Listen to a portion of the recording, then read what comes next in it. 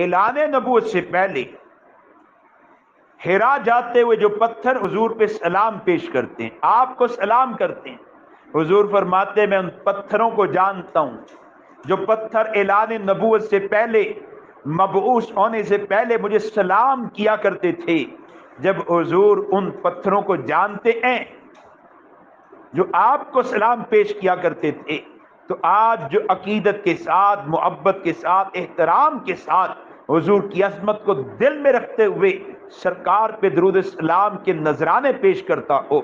بارگاہ رسالت میں ہدیہ درود پیش کرتا ہو، فرشتوں کے ذریعے نبی کے دربار میں درود پاک کا ہدیہ پہنچاتا ہو، سرکار اس کو کیوں نہیں پہچانتے ہوں گے؟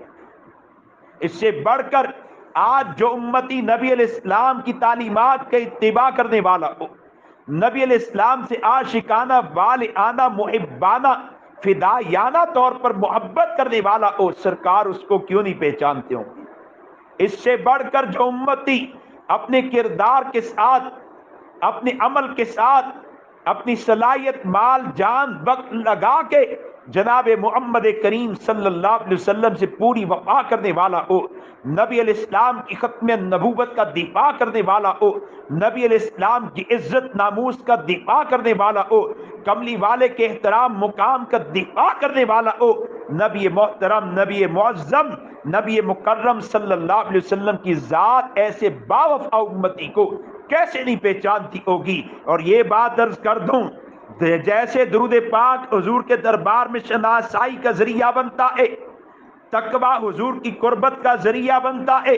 نبی کی تعلیمات پر عمل کرنا حضور کی قربتوں کا، بارگاہ رسالت میں شناسائی پہچان کا ذریعہ بنتا ہے،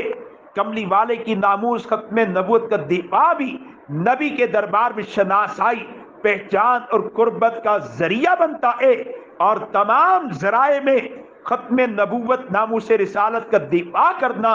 جس تیزی کے ساتھ نبی کی قربت دیتا ہے، دلوا دیتا ہے، اور جس تیزی کے ساتھ نبی علیہ السلام کے دربار میں پہچان، شناسائی کروا جاتا ہے، کوئی اور عمل اس تیزی کے ساتھ نبی علیہ السلام کے دربار میں قربتوں کا ذریعہ نہیں بن پاتا، پہچان کا، شناسائی کا ذریعہ نہیں بن پاتا۔